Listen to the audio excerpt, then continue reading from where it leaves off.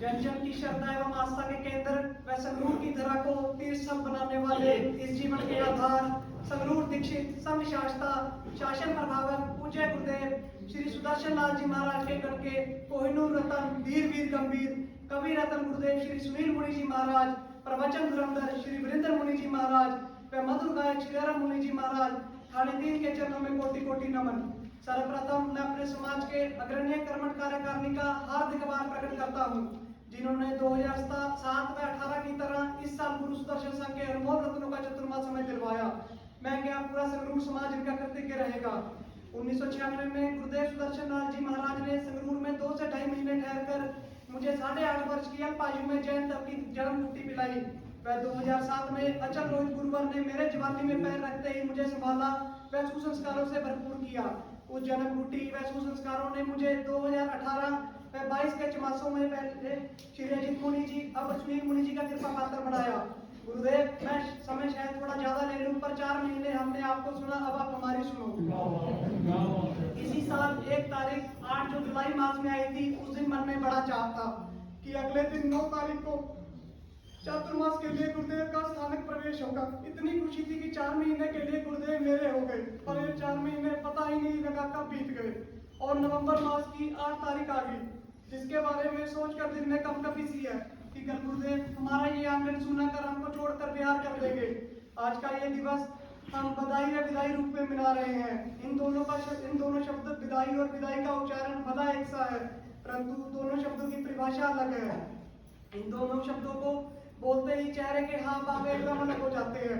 आज मैं महाराज श्री से एक प्रश्न पूछता हूँ जो आज सबकी जुबान पर है कि जब आपको जाना ही था तो यहाँ आए ही क्यों थे। जब मैं यह प्रश्न सोच रहा था तो मुझे एहसास हुआ कि ये तो उड़ते पंछी हैं जो एक स्थान पर स्थिर नहीं रह सकते। आज इनकी विदाई पर हमें आंसू नहीं बहाने चाहिए, बल्कि हमें इन्हें उस मुस्कुराहट के साथ विदाई देनी चाहिए जिस मुस्कुराहट से हम इन्हें अपने क्षेत्र में लेकर आए थे, ताकि हमारे खिले चेहरे देखकर ये खुशी खुशी बिना कोई बोझ लिए जा सके और अपने लक्ष्य को प्राप्त करें। इस टोली के सबसे छोटे मुनिराज श्री राम मुनि जी, जो कि मेरे बेटे के टीचर महाराज जी हैं, उनका क्या कहना। उनकी मधुर आवाज हमेशा याद रहेगी। गुरु सुदर्शन जी का जीवन चरित्र सुनाने का इनका ढंग भी बहुत निराला है।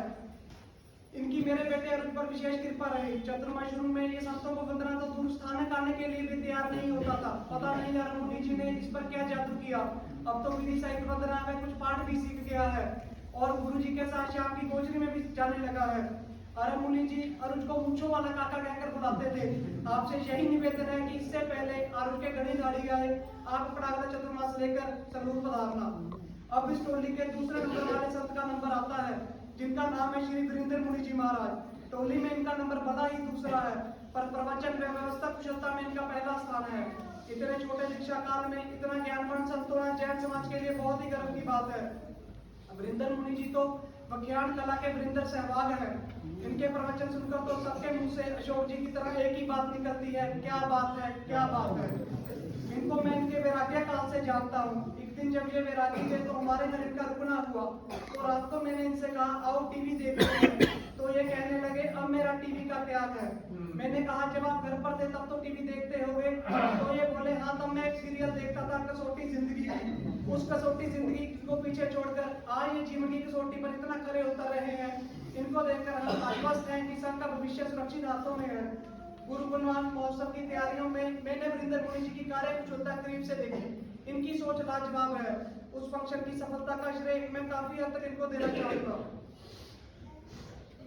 अब नंबर आते हैं मेरे सर्वस्व आराध्य गुरुदेव पूज्य श्री सुनील मुनि जी महाराज। मेरी कलम में इतना जोर नहीं कि मैं इनके गुरु को शब्दों की माला में पिरो सकूं। गुरुदेव से मेरा नाता बहुत पुराना है। इनका मेरे ऊपर बहुत बड़ा एहसान है। लगभग 20-22 वर्ष पहले गुरुदेव ने मुझे गुरु धारणा करवाई थी। ये मेरा सौभाग्य है जो इतने पुण्यशील गुरुदेव से मैंने गुरु धारणा पाई है। गुरुदेव के साथ मेरी जिंदगी के कुछ योग जुड़े हैं। मेरे को जन्म देने वाले मेरे पिता का नाम भी सुनील है और गुरु धारणा देने वाले गुरुदेव का नाम भी सुनील है। और जिस तारीख यानी कि 13 सितंबर को गुरुदेव का दीक्षा दिवस है, उसी दिन मेरी माता जी का जन्म दिवस है।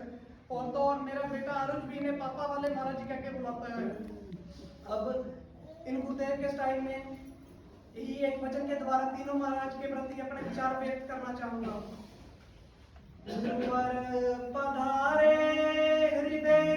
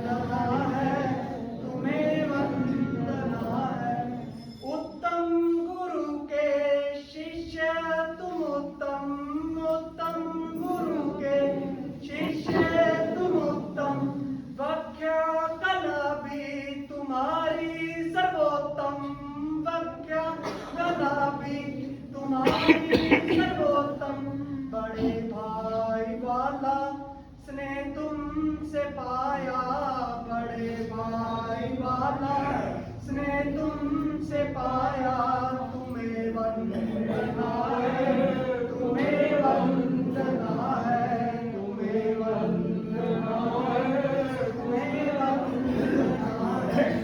और हम मुनि जी की नटखटताएं, और हम मुनि जी की नटखटताएं, आएंगी याद वो सुदर्शन कथाएं, आएंगी याद वो सुदर्शन कथाएं।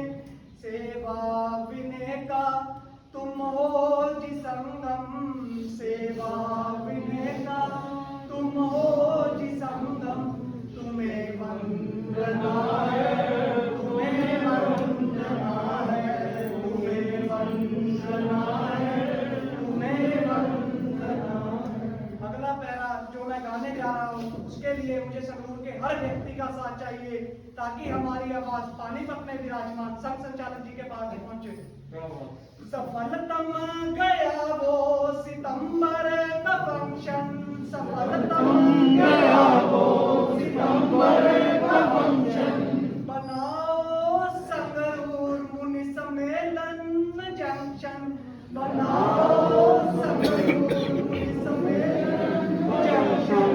ऋणी रहेगा ये संग हमारा, ऋणी रहेगा ये संग हमारा, तुम्हें वंदना है, तुम्हें वंदना है, तुम्हें वंदना है, तुम्हें वंदना है।